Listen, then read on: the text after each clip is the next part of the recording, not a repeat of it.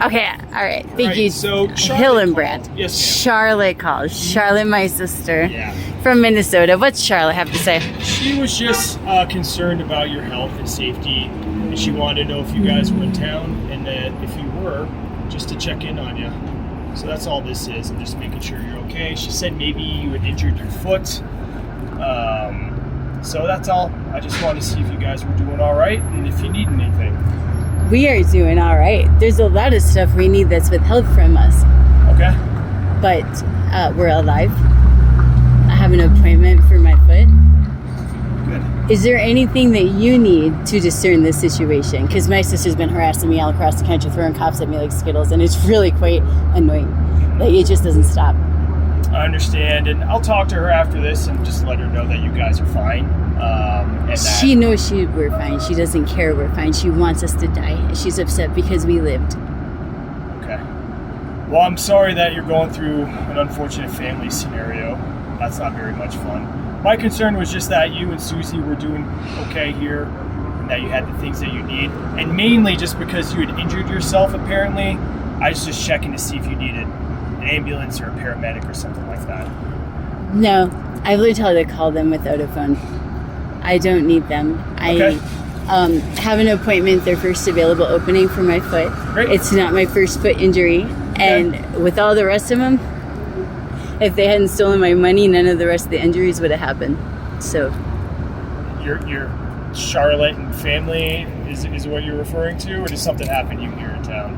no, nothing happened to me here in town. Okay. Actually, this has been a fantastic place. People are very kind here.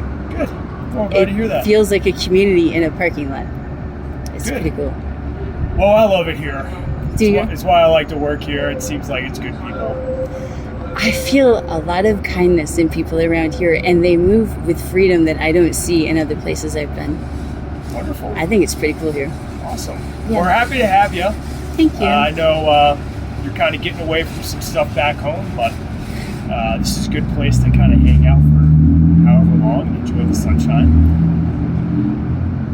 They might come for me more because my lawyers don't tell me the information of what happens.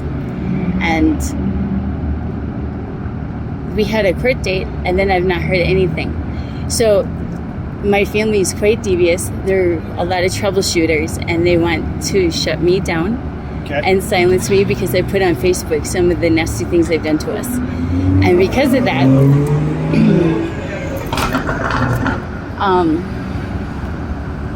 what happens if another state decides to civilly commit me when I'm in another state? What does Colorado do if Minnesota's ordering a Wisconsin resident for a civil commitment while evicting them when they're saying that they are incompetent for court? Basically, the court would have to order that it is extraditable. And that is a civil commitment extraditable? I don't know. That would have to be in the language of what the judge wrote. But the judge wrote. So that's up to them. I personally haven't dealt with a civil commitment where they want somebody from another state brought back to a state to commit them to a hospital or a program or something like that. They didn't like the way that I choose my medical treatment.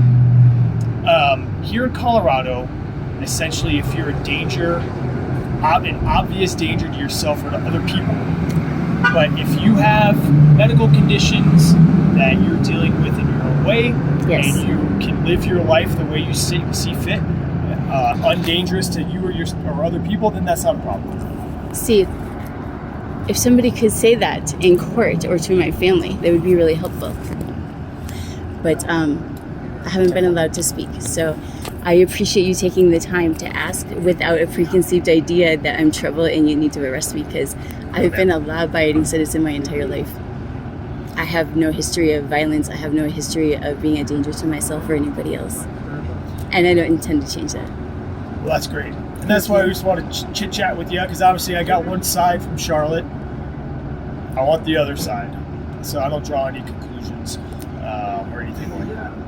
There's things that we didn't know how to report her for, and she wants the information contained. That's really is very involved. But like, I was in court I tried to go somewhere to get help so I could face my landlords because they refused our rights for a reasonable accommodation. There was a broken elevator that we struggled with for a year and a half and pretty much shoved us right out the door. And so now we're here. Okay. Trying to figure out how to start over. And I like this place. New beginnings can be good. Huh? New beginnings can be good. I find anyway. Thanks for not showing up.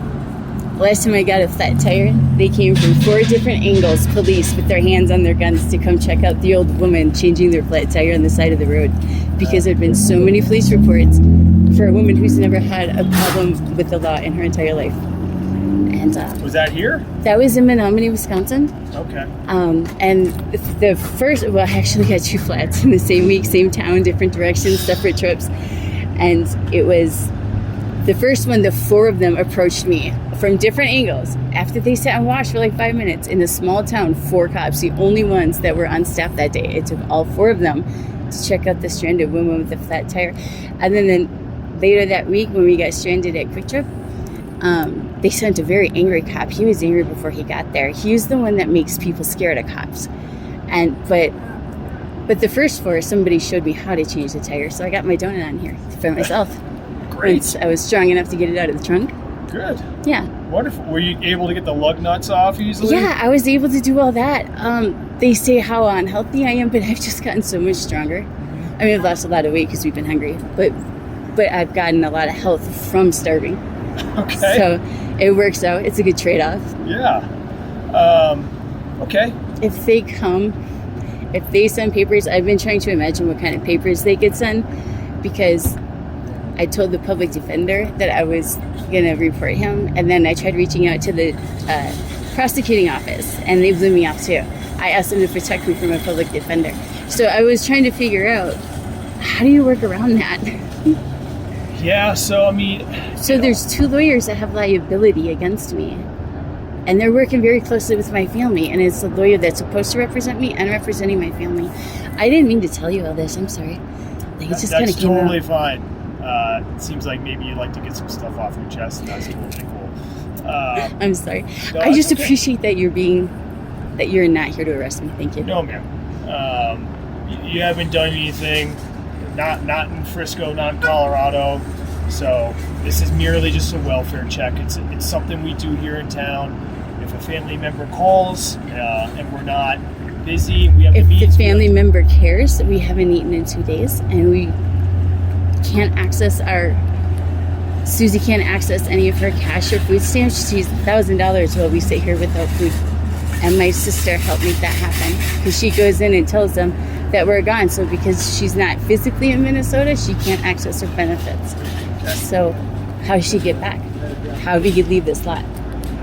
It's kind of, and my sister makes that happen. And then she calls in reports.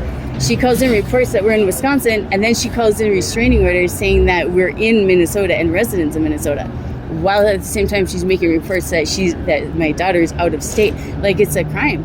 Like, if you're poor, you're not allowed to leave your state. It's... Oh, well, you definitely are. There's fine. definitely a lot, yeah.